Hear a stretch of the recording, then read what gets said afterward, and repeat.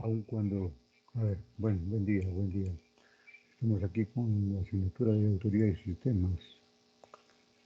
Aun cuando en el proceso de la auditoría común se habla de la planeación, la ejecución y el informe, también sin duda hay otras formas de expresar ese proceso, ¿no? Podría tomarse en cuenta como la planeación, la preparación del examen, así como la ejecución propiamente dicha, ¿no? Y, lógicamente, el informe correspondiente, ¿no? Bien, bien. A ver, vamos a ver, por acá tenemos algunos.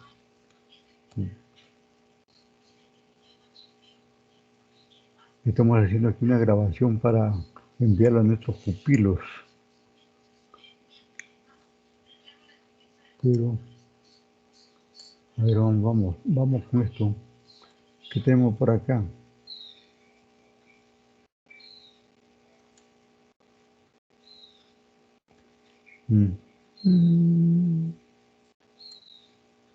Claro.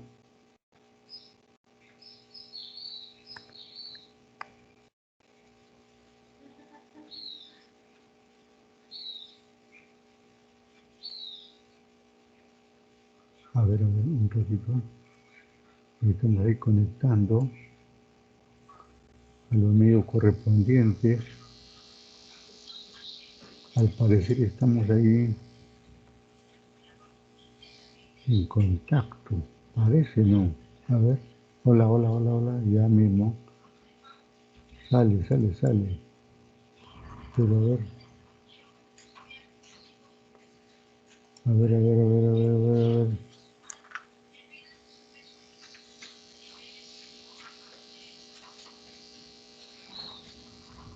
Vamos a comprobar. Sí, correcto.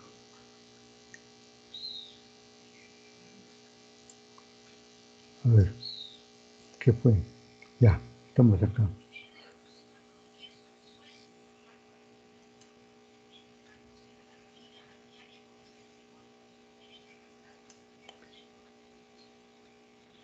A ver, ¿qué de nuevo tenemos aquí en relación con la auditoría de sistemas? Un ratito ya está cargando. Las líneas son así, van recargadas. Está muy pesada la red.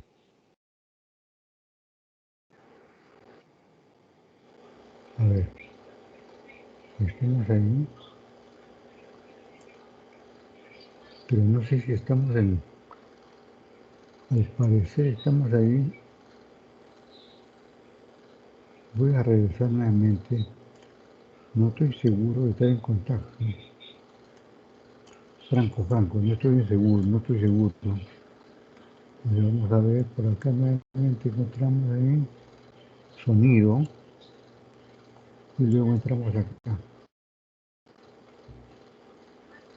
A ver, esperamos ahí el enlace. Ajá, ahora sí estamos ahí en el enlace. Bueno, continuamos aquí con la ejecución de la auditoría informática, uno de los puntos más gravitantes, más importantes en este campo de la auditoría. Nuestra segunda unidad, desarrollo de la auditoría informática. Y en este video veremos algunas recomendaciones que deben tomar en cuenta antes y durante la ejecución de la auditoría. Si recordamos el esquema de las fases de la auditoría informática, ya hicimos todas las actividades de la fase de planeación. Ahora ya estamos en condiciones de realizar la fase de ejecución. Veamos algunas recomendaciones a tomar en cuenta un día antes de la ejecución de la auditoría. Reunir al grupo auditor para dar lectura al objetivo. Antes reiteramos aquí el proceso que se mencionó el colega en tres fases, las fases tradicionales, ¿no? Planeación, ejecución, resultados o informe y el seguimiento. Bueno, él dice no aplica, ¿no? No aplican, lo dice él, porque esto es relativo, ¿no? Hoy por hoy el seguimiento se ha vuelto, digamos, como necesario en la medida que el cliente casi lo reclama, porque quiere saber que si sus, sus funcionarios, sus trabajadores están cumpliendo con levantar las observaciones que pudieran haberse hecho durante el examen. Entonces, este seguimiento lo reclaman los directivos, la gerencia, y también le viene como anillo al dedo, como se suele decir, para el auditor. ¿Por qué? Porque a través de eso genera valor agregado a su trabajo profesional de auditor. Y eso hace que incluso origine una relación permanente con ese cliente. Es decir, si ya auditaste un año o un semestre, el segundo semestre también podías auditarlo, siempre y cuando eh, hagas este seguimiento, que es una fase posterior a la entrega del informe, ya sin contrato, sin nada, pero sigues trabajando para tu cliente porque quiere que él tenga lo mejor de ti y que se cumplan que se vayan levantando las observaciones hechas por los auditores, ¿no? Debemos tener en cuenta ese aspecto, ¿no? Unas recomendaciones a tomar en cuenta un día antes de la ejecución de la auditoría. Reunir al grupo auditor para dar lectura al objetivo y los alcances de la auditoría. Sí, es un buen punto. Este es un trabajo en equipo y hay que reunirse con el grupo, y especialmente ahí esos elementos están en el programa de auditoría, ¿no? El objetivo. ¿Qué busca la auditoría? En este caso, busca determinar el grado de eficiencia y efectividad de los sistemas, ¿no? ¿Cuál es el alcance?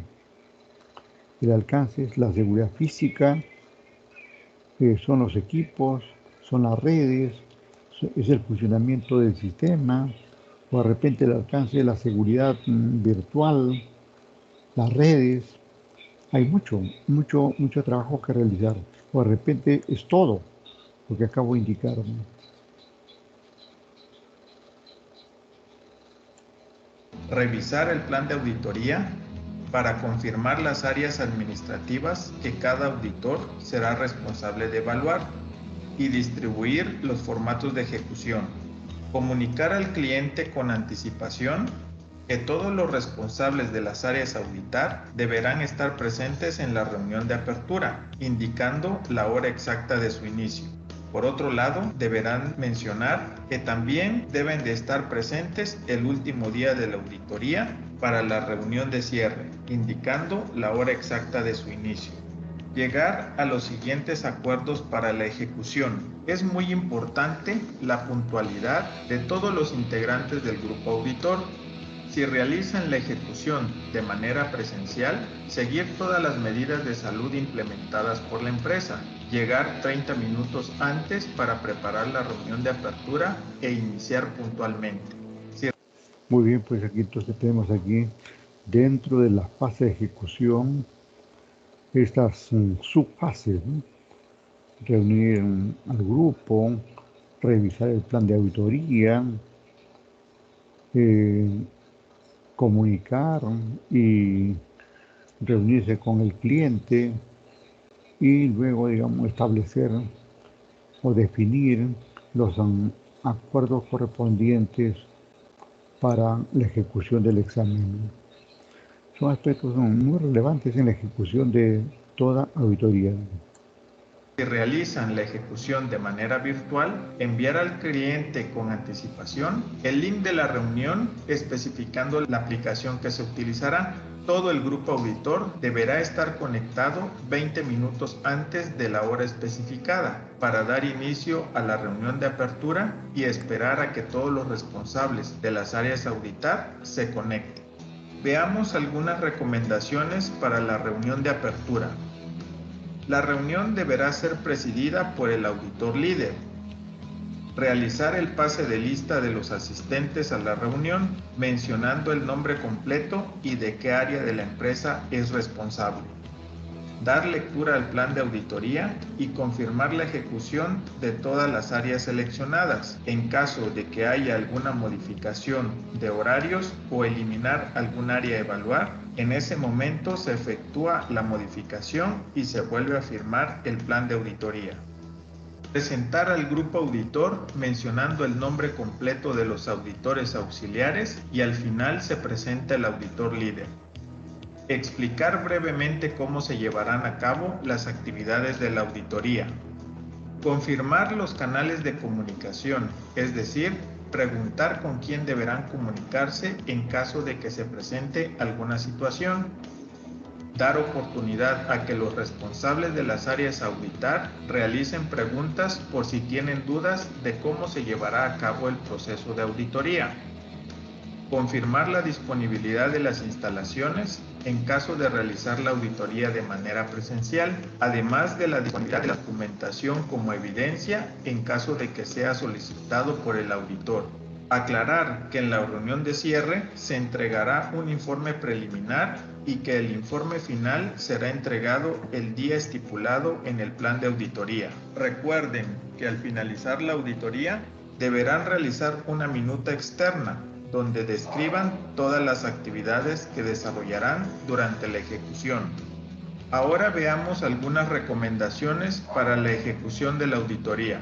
Deben estar tranquilos, relajados y tener un acercamiento amigable con el auditado, pero sin perder el profesionalismo. La auditoría no es una apreciación personal, sino una evaluación hacia la empresa. Ustedes verificarán si cumplen o no con la norma. No juzgarán si los controles establecidos son efectivos, ni discutirán con el auditado. Si el auditado tiene dudas sobre alguna pregunta realizada, deberán explicarle sin utilizar palabras técnicas que ellos no comprendan. Deberán darle tiempo a los auditados para que respondan las preguntas realizadas. Veamos las recomendaciones para realizar la reunión de cierre. Deberá ser presidida por el auditor líder. Realizar el pase de lista. Deberán asistir todos los responsables de las áreas auditadas. Deberán leer el informe preliminar, es decir, los hallazgos más significativos. Dar oportunidad que los asistentes realicen preguntas sobre el resultado plasmado en el informe preliminar. Dar la fecha de entrega del informe final que se encuentra plasmado en el plan de auditoría. Cerrar la reunión con la firma del informe preliminar y la minuta externa. A continuación, veremos dos formatos que deberán de requisitar para el informe preliminar de auditoría. El primero de ellos es el formato de hallazgos. Este lo elabora cada auditor por área administrativa auditada. Veamos el formato. Este es el formato de hallazgos de auditoría. Como mencioné, deberá ser requisitada por cada área administrativa que fue auditada, y este formato se llena con todos los formatos de ejecución de las entrevistas, cuestionarios, checklists, observaciones que hayan aplicado sobre esta área administrativa. Deberán colocar el nombre del jefe del área auditada.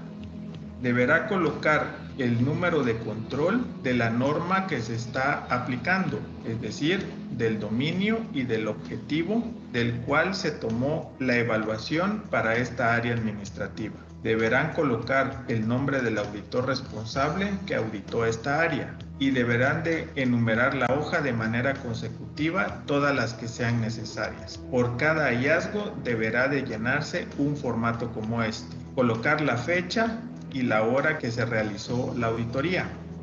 Deberán colocar el tipo de hallazgo, ya sea una observación o una no conformidad. De aquí dependerá la evaluación del auditor. Marcaremos una no conformidad si el hallazgo encontrado puede poner en riesgo algún proceso o a la propia organización. Marcaremos una observación en caso de que sea algo sencillo de solucionar y que no ponga en riesgo ningún proceso de la organización. Veamos el ejemplo. El hallazgo encontrado fue: el auditado menciona que existen políticas de seguridad de la información y que los empleados la conocen. La evidencia encontrada no muestra el documento de la política de seguridad de la información ni el método utilizado para la difusión de la misma hacia sus empleados. Se preguntó a varios empleados si conocían la política de seguridad de la información establecida en la empresa y todos mencionaron que no la conocen. El requisito, ponemos el mismo control evaluado y colocamos lo que dice en la norma. Un conjunto de políticas para la seguridad de la información deberá ser definido,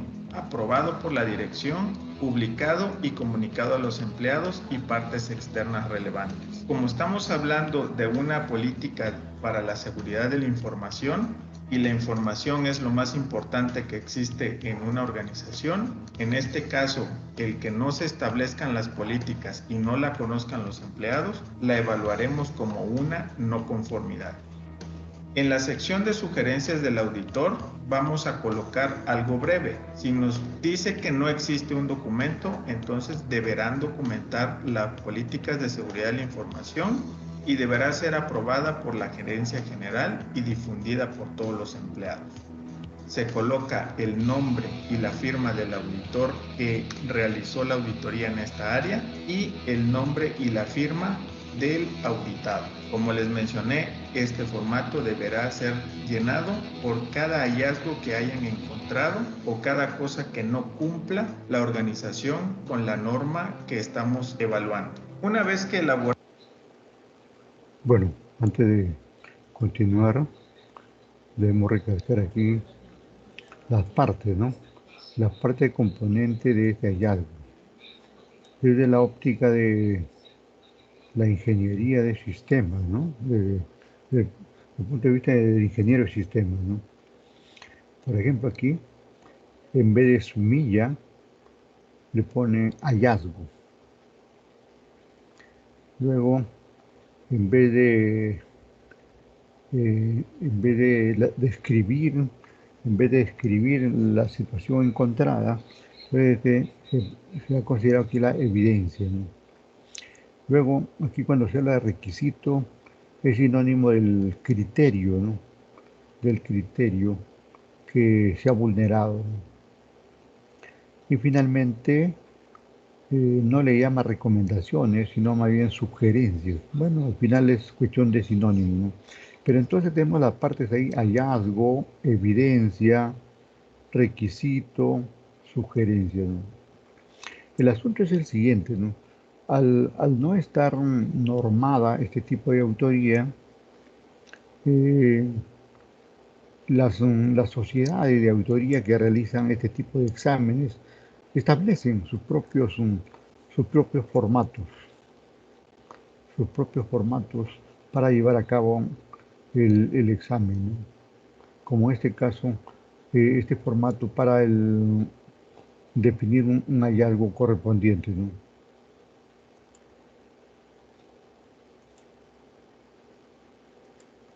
A ver, un ratito, un poquito más, ya. Hey. Vamos a repetir esta parte porque los hallazgos son parte fundamental. Ahí está donde las evidencias correspondientes, especialmente donde no se cumplen los criterios de la auditoría, ¿no? De llenarse un formato como este, colocar la fecha y la hora que se realizó la auditoría. Deberán colocar el tipo de hallazgo, ya sea una observación o una no conformidad. De aquí dependerá la evaluación del auditor. Marcaremos una no conformidad si el hallazgo encontrado puede poner en riesgo algún proceso o a la propia organización. Marcaremos una observación en caso de que sea algo sencillo de solucionar y que no ponga en riesgo ningún proceso de la organización. Veamos el ejemplo. El hallazgo encontrado fue: el auditado menciona que existen políticas de seguridad de la información y que los empleados la conocen. La evidencia encontrada no muestra el documento de la política de seguridad de la información ni el método utilizado para la difusión de la misma hacia sus empleados. Se preguntó a varios empleados si conocían la política de seguridad de la información establecida en la empresa y todos mencionaron que no la conocen. El requisito, ponemos el mismo control evaluado y colocamos lo que dice en la norma. Un conjunto de políticas para la seguridad de la información deberá ser definido, aprobado por la dirección, publicado y comunicado a los empleados y partes externas relevantes. Como estamos hablando de una política para la seguridad de la información, y la información es lo más importante que existe en una organización, en este caso, el que no se establezcan las políticas y no la conozcan los empleados, la evaluaremos como una no conformidad. En la sección de sugerencias del auditor vamos a colocar algo breve. Si nos dice que no existe un documento, entonces deberán documentar las políticas de seguridad de la información y deberá ser aprobada por la gerencia general y difundida por todos los empleados. Se coloca el nombre y la firma del auditor que realizó la auditoría en esta área y el nombre y la firma del auditado. La evaluaremos como una. Tengamos en cuenta esas partes del hallazgo, ¿no? Uno, hallazgo, 2, evidencia, 3, el requisito,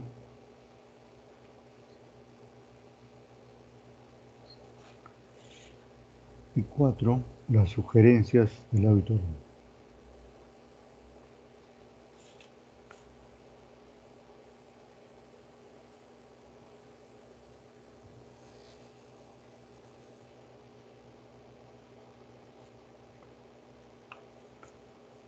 Podemos ver pues que, como ya indiqué, que esto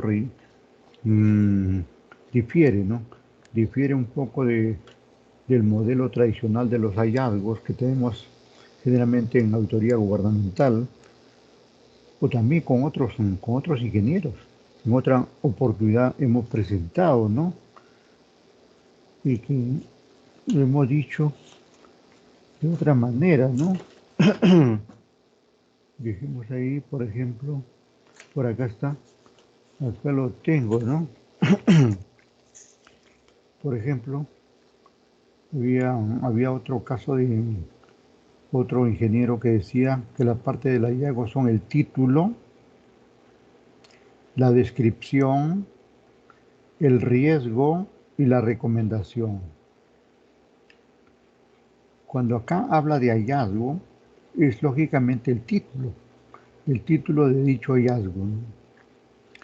Cuando habla de la evidencia, es la descripción del hecho encontrado, ¿no? Y cuando habla del requisito, ¿no? Es el riesgo que corre la empresa de no tener, por no tener, o no cumplir, o no hacer tal o cual situación que está observando el auditor, ¿no? Y por último, la sugerencia ya dijimos que era sinónimo de recomendación, ¿no? Pero además debemos reiterar aquí esa distinción que hace entre hallazgo, un ratito más arriba, más, como es video, luego que está buscando ahí, tipo de hallazgo, ¿no? Tipo de hallazgo, ¿no? Esa tipología que habla ahí, también tengamos en cuenta, ¿no?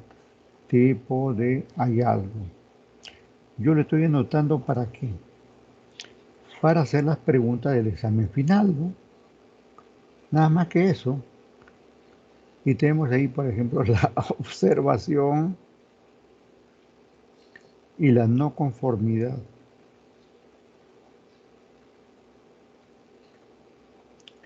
Y el colega ha dicho que esto de la observación es una situación anómala, pero de tipo simple, que no afectaría a la empresa. Y en cambio, la no conformidad ya es algo complejo, ¿no? Algo complejo, algo que puede afectar en algún momento a la empresa, ¿no? Entonces debemos tener en cuenta esa forma, cómo clasificar los hallazgos, ¿no? Otra forma de clasificar son los hallazgos de tipo positivo y negativo, ¿no? Porque ya hemos dicho que los hallazgos son información que uno encuentra y la información puede ser negativa o positiva, puede ser conforme o disconforme, ¿no? Puede ser observable o no observable. Podemos clasificar así también de esa manera, ¿no? No hay ningún inconveniente, ¿no? Entonces regresamos, ya estamos por acá, ¿sí? Está acá, ahí está.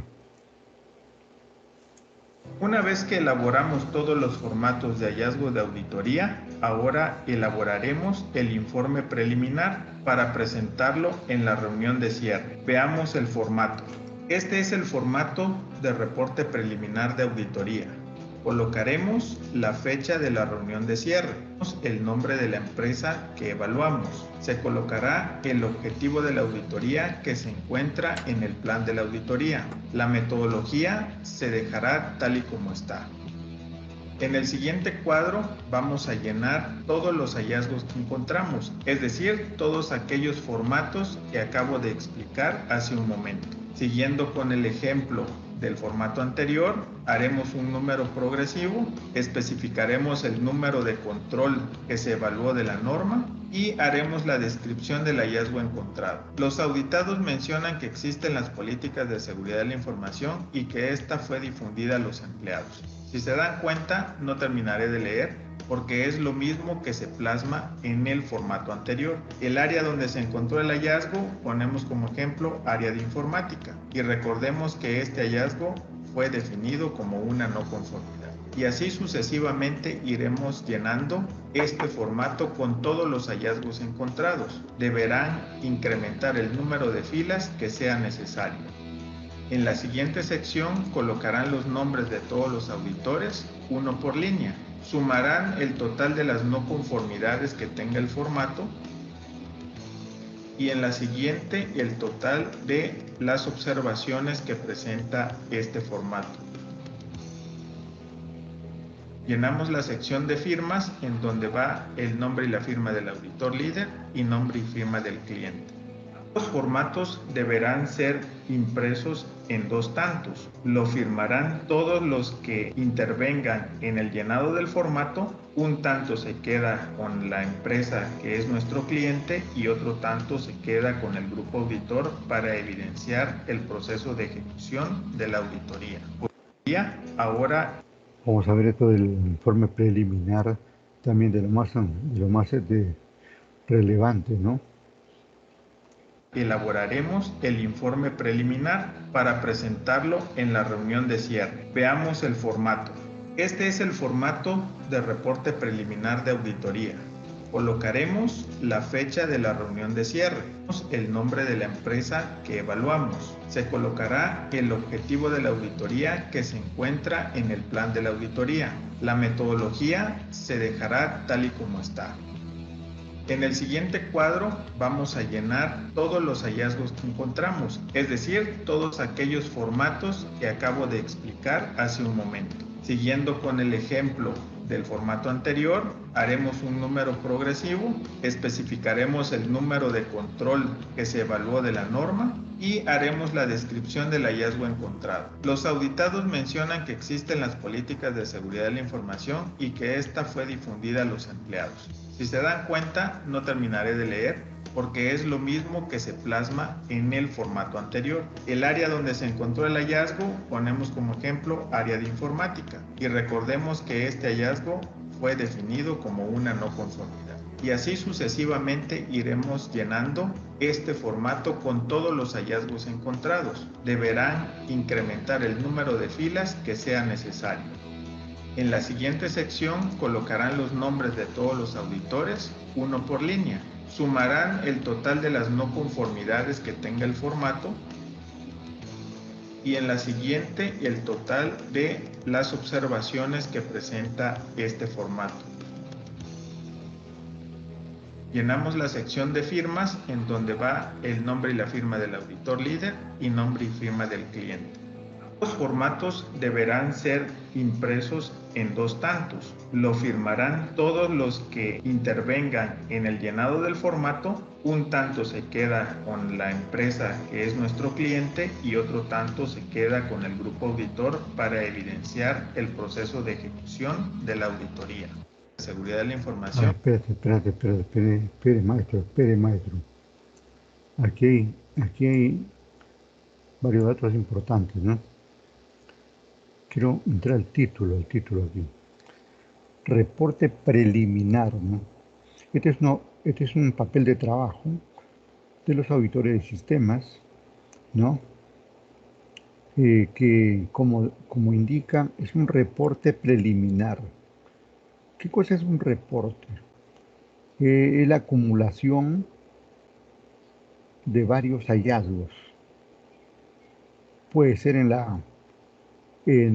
correspondientes a la primera quincena de trabajo, a la segunda quincena de trabajo, o quizás ya al borde de terminar la auditoría, ¿no?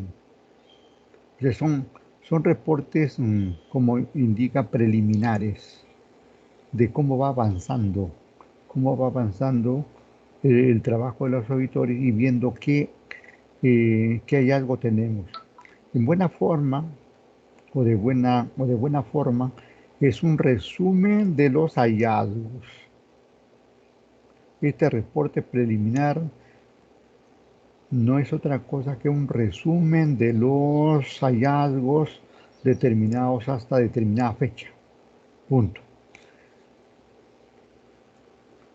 Que da cuenta, digamos, de cuáles han sido esos hallazgos, identifica ahí, como se ha dicho, incluso a los auditores correspondientes, ¿no?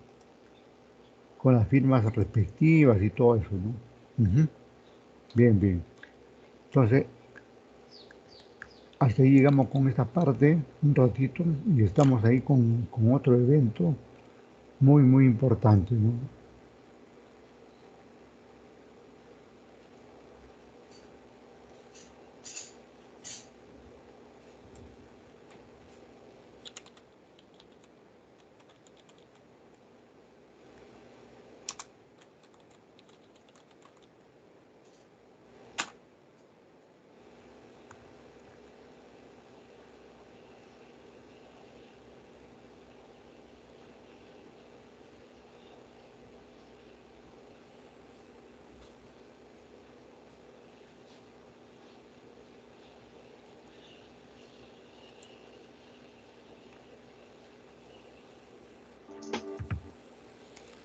Bueno, a ver, vamos a ver.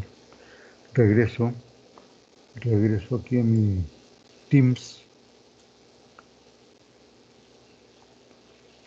y vamos a presentar un tema relacionado con esto de la auditoría informática, que son los fraudes informáticos.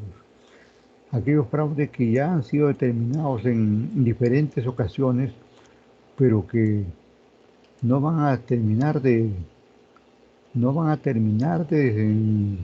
desaparecer si es que el auditor no toma el cuidado correspondiente, ¿no?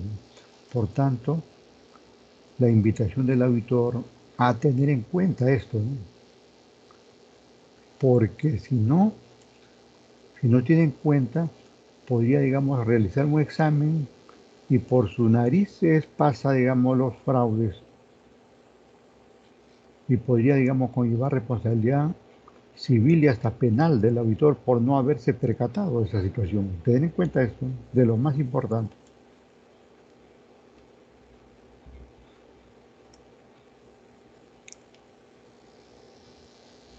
Conozca los principales tipos de fraude informáticos.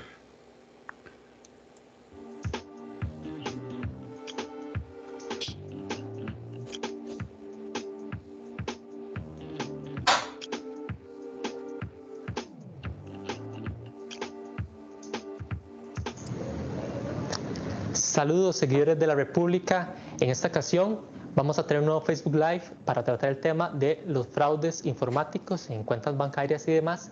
Y por ello me acompaña Viviana Hidalgo, que es la gerente de banca de personas del Banco Lafice. Bueno, antes que todo, Viviana, muchas gracias por acompañarnos. Gracias, don Ronnie. Para nosotros, Banco Lafice, es un honor estar acá en la República. Bueno, recuerden que pueden dejar sus consultas, comentarios, ya que de seguro usted o un familiar le ha acontecido este tipo de situaciones. Así que antes que todo, Viviana, coménteme cuáles son algunos de esos tipos de delitos informáticos y ustedes desde Banco Lafice, ¿cómo los identifican o cómo los definirían? Bueno, uno de los más importantes y el que se está dando últimamente es el phishing, que es la famosa ingeniería social que localizan a los clientes a través de teléfono o bien a través de correos electrónicos y los hacen ingresar a sitios falsos para robarles datos de sus cuentas. ¿Cómo trabajamos los bancos? Los bancos trabajamos definitivamente en una línea defensiva de muchísima comunicación con el cliente para explicarle que los bancos nunca pedimos información, nunca pedimos tokens, nunca pedimos PIN. Eso es bien importante. Lo que pasa es que precisamente como se trata de ingeniería social, el AMPA va evolucionando y la llamada parece tan real que algunos clientes caen en la trampa. ¿Qué es lo que nosotros le decimos siempre en Banco Lafice? Ante la duda, mejor no. ¿Eso qué significa? Que si usted tiene duda de si le están llamando del banco, a pesar de que en su teléfono le haya aparecido un número que es muy similar al de la central telefónica del banco, mejor llame a su ejecutivo, acérquese a la sucursal, pregunte, llame al call center para ver si el banco en realidad está haciendo alguna actualización de datos, en realidad está cambiando la página de internet, porque es muy importante no caer en ese tema de que ante la rapidez de la llamada telefónica y de que te vamos a cerrar la cuenta, lo mejor es tomarse con calma, con pausa y definitivamente no brindar información personal. Además de phishing que me mencionabas, que es muy común, ¿cuál es otro en el que suelen caer más, lamentablemente, los ticos, en ese caso, o clientes que ustedes han tratado? Bueno, uno muy común con tarjeta de crédito es el famoso descuido. Descuido mi tarjeta de crédito y a pesar de que el país está evolucionando muchísimo en términos de tener tarjetas contactless, el cliente descuida su tarjeta, la entrega. La idea del contactless es yo tengo que tener mi tarjeta en la mano y la acerco yo al datáfono, no la debo de soltar. Porque ¿qué pasa? El chip, si bien es un método de seguridad para que el cliente no le clonen la tarjeta, no es un método infalible, porque si usted le entregó al muchacho que le atendió en el restaurante o al muchacho que le atendió en la gasolinera su tarjeta, esa persona tiene posibilidad de tomarle una foto tanto a los números del frente como atrás y empezarla a usar para compras por internet, que lo que piden es la numeración de la tarjeta y el código de seguridad que está en el reverso. Con esos dos aspectos que hemos tocado ya se pueden sacar un tipo de conclusiones solo al inicio, que es la falta de malicia a veces del costarricense. No sé qué otros casos de descuido, ejemplos que puedas darme en ese aspecto, porque me parece que existe un tipo de tendencia a que muchos de esos fraudes terminan ocurriendo por eso mismo. Efectivamente, somos muy confianzudos los costarricenses, definitivamente, y pasan cosas que uno diría, bueno, no deben de pasar, pero por ejemplo, clientes que se les olvida constantemente el PIN, entonces deciden anotarlo en la parte de atrás donde se firma la tarjeta, el PIN de la tarjeta de débito. Pierden la tarjeta de débito, se las roban y automáticamente les roban el efectivo de la tarjeta. Ese tipo de cosas, precisamente por un exceso de confianza, son las que ocurren en el día a día. Otro punto muy importante que siempre les digo a nuestros clientes es que estamos en una era digital, en una era cibernética. Entonces, para poder bajar un app o para instalarle cualquier nuevo programa a los teléfonos de los hijos, usualmente hay que utilizar una tarjeta de crédito para bajar algunos programas.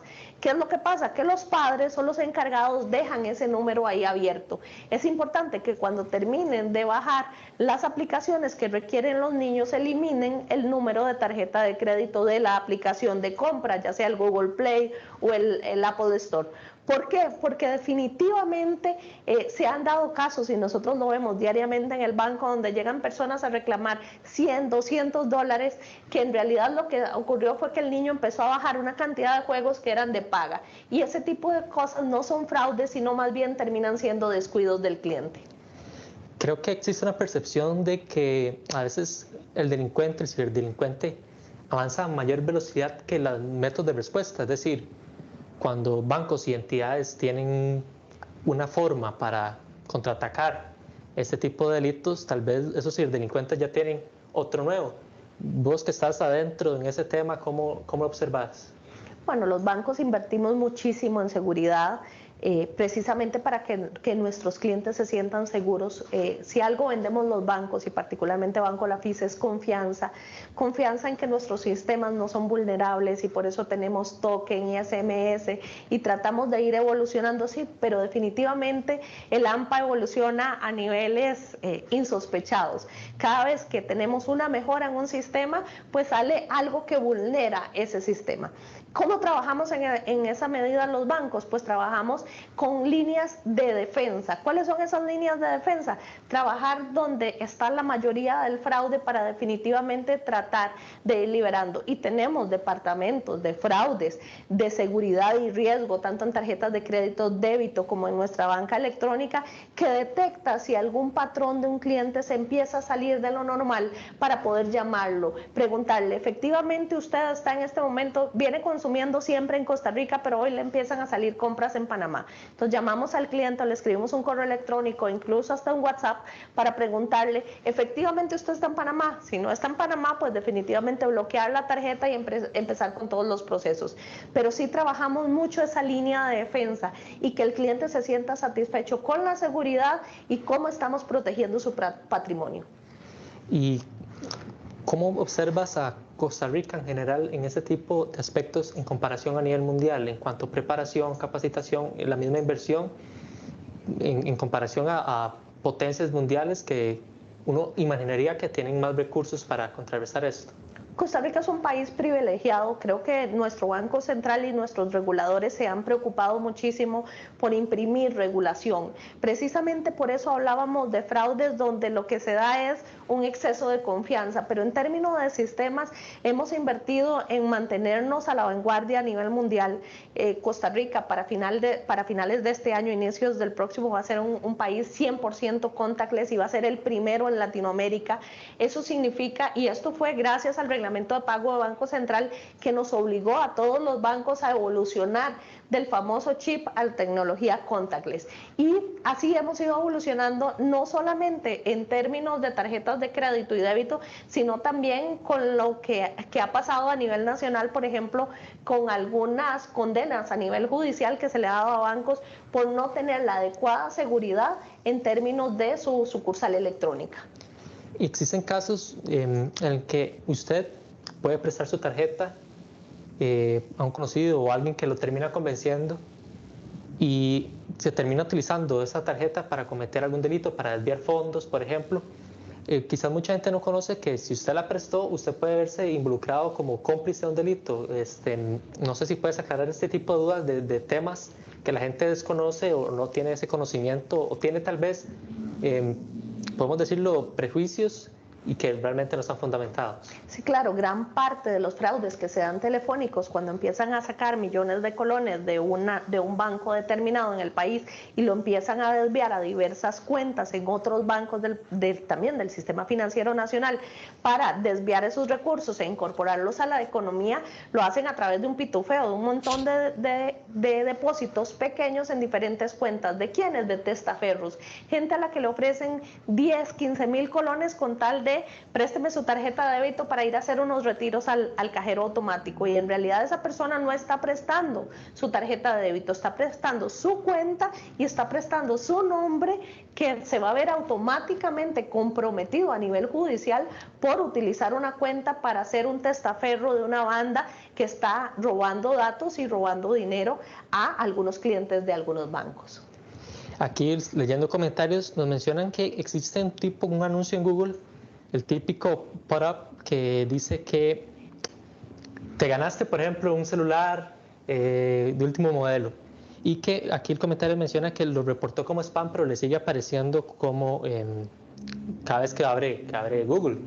Ese tipo de sospechas, ese tipo de anuncios que aparecen en páginas pueden ser en muchos casos virus, o como tal daría paso a algún tipo de fraude.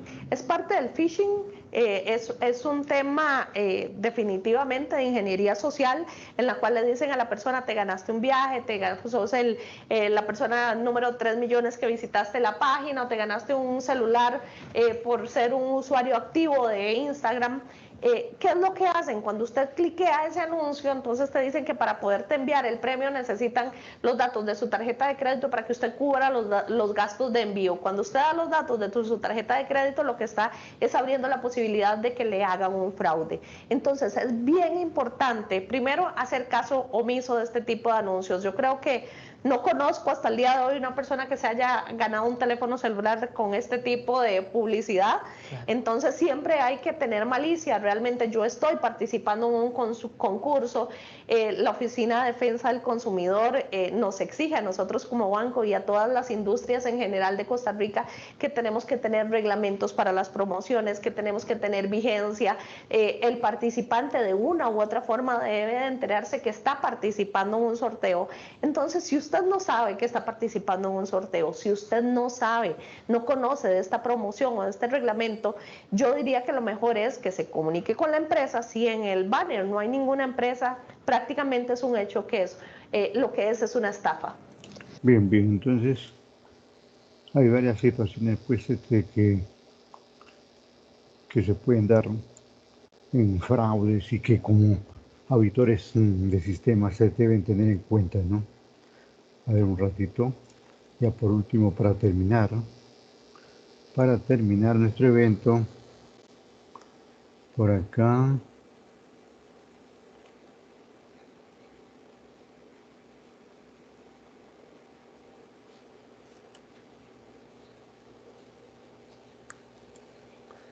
A ver, ¿qué nos dice acá este muchachón? Vamos a ver.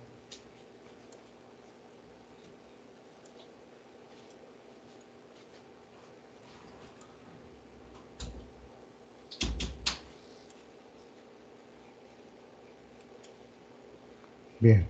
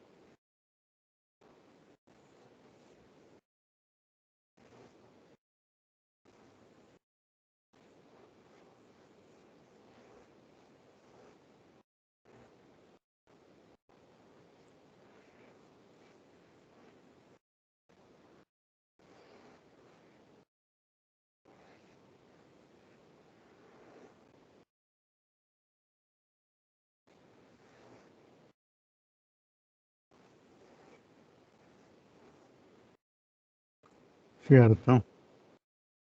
Acá hay otro.